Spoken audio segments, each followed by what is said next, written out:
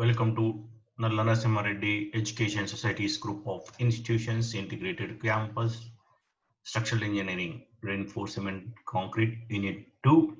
I am Dr. Imash Babu, Professor Department of Civil Engineering. Last videos we discussed about types of cracks, different types of failures. In continuation, we'll see some more failures in detail way.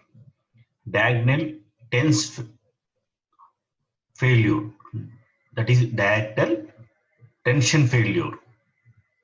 This failure is 45 degrees to cross section of your longitudinal cross section of your beam. See here, if you observe, this one is like this longitudinal. See, because it is due to insufficient reinforcement.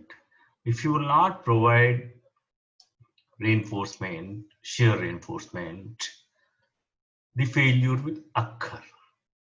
See, concrete itself, it will take some amount of shear, but whenever load applies on the beam, if it is more than what shear will be taken by concrete, then what will happen?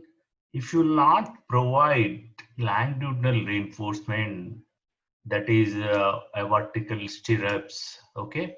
If you not provide this vertical stirrup, what will happen? Here you will get diagonal tension failures. So there is no reinforcement as required norms, okay? That is shear reinforcement. See, this is the longitudinal reinforcement. This is different. Okay, this is a difference because of insufficient of longitudinal reinforcement.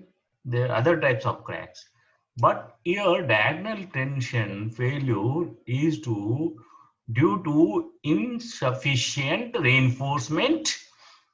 So that's why these type of diagonal tension failures will occur in beams due to insufficient reinforcement. Inclined cracks will you observe. Inclined crack like this you will observe near the support. Some distance, you have some distance here. Here you will observe some distance. You will observe diagonal cracks, right? So what is diagonal reinforcement? You understand? Then we will see some more type of failures, that is shear compression failure. This is crushing of concrete near the compression flange above the tip of inclined crack. See what will happen here. If you see this one, see here shear compression, because shear compression by name itself you will observe that this failure will occur due to shear compression. See, after forming these diagonal or these stresses, this stress, this crack, this failure, after this failure at edge, you are able to see here a type of compression near the crushing of the concrete, because due to shear, right? So this is shear compression failure. Next, we will see another type of failure. Web crush failure. What is web crushing failure? Concrete in the web crushes due to inadequate web thickness. See, generally, this you will see in I sections or T-beam sections where web thickness is less, not sufficient. That is should be also as per norms. Here, if you see this crack is due to insufficient web. Okay. So what is web? The portion between the top and bottom of the beam edges, flanges. So this is web crushing failure because it is insufficient thickness of web thickness. Next, we will see another type of crack. This is also one type of crack. This is also diagonal crack. Here, if you observe this one, also there are two types of cracks. One is a diagonal crack, right? This is longitudinal show cracks, maybe due to flexural or shear, right? This is a at the edge crushing of concrete. These are different types of failures you will see in this figure. See, arch rib failure. Generally, this will occur only in deep beams. When depth is more than 75 mm, it is called as deep beam. Okay, you just remember one word. This is you will see in beams, deep beams. If it is more than 750 mm, because in deep beam, again reinforcement detail will be different. So web may be buckle and subsequently crush. There can be anchorage failure or failure of the bearing. Whenever here, if you see here, whenever if you see these failures because of maybe due to web buckling.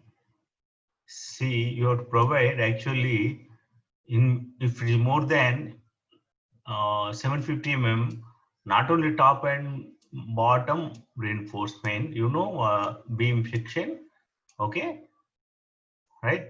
See, what is beam section? See, I will explain repeatedly because you should understand the concept. See, suppose this is beam more than 750 mm. Generally, here you will have top reinforcement, okay, here top reinforcement, here bottom reinforcement, right? Okay, like this say beam. Suppose this is more than 70 mm. What will happen? Buckling failure will occur. That's why in code itself we have provision. Code, see, code is like Bible. Code is very important.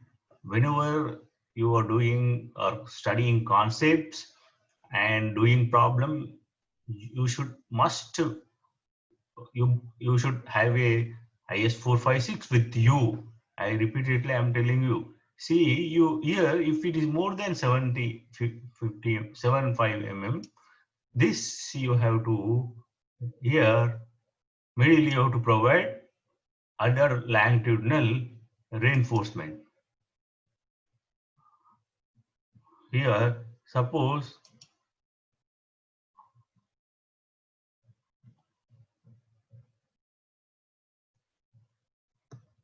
see if this is more than 70 mm, 750 mm, here you have to provide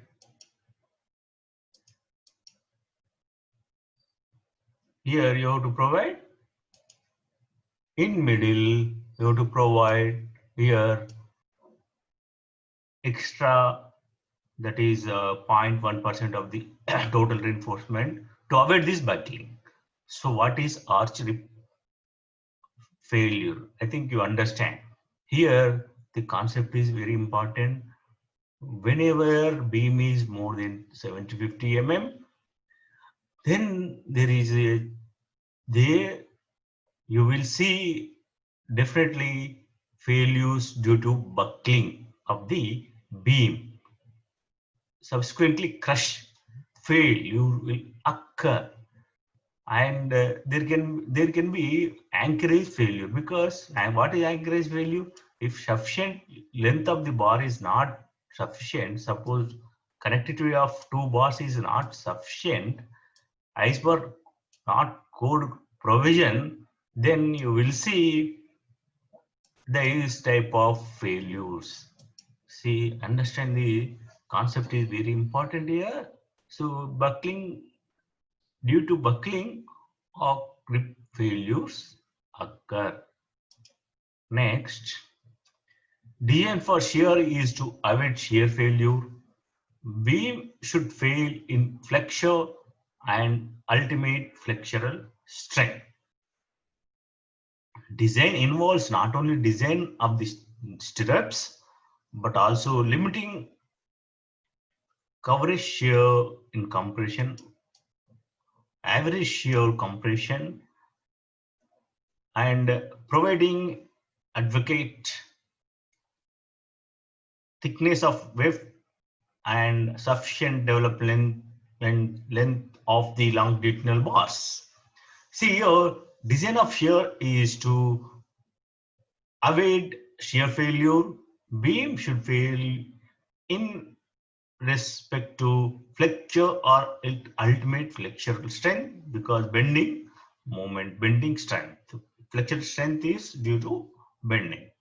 Design involves not only design of stirrups, in the design of longitudinal reinforcement, that involves design of stirrups also, and limiting average shear stress in concrete by providing sufficient thickness of web and sufficient development length of longitudinal bars. And we will see in continuation in next video. Thank you.